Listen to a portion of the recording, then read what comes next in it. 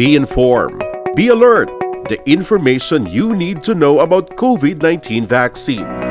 Right here, right now, on The Vax.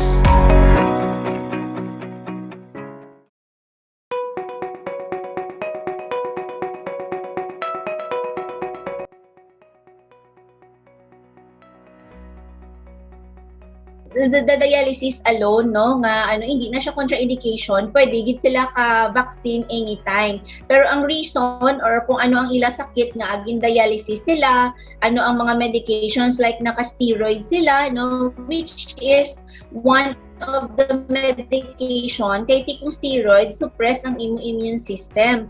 So may ara ina recommendation nga dapat i-stop anay, especially kung high dose steroid. So pero kung naka-dialysis na chronic kag stable sila, I think they can receive the vaccine anytime if wala contraindication.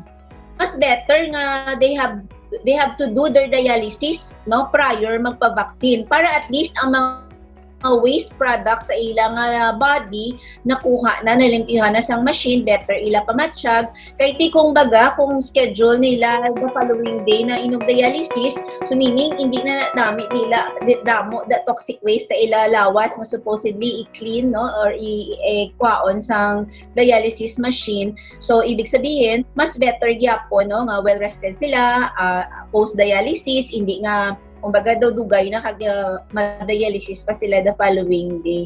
Kasi mas better ina siyang recommendation.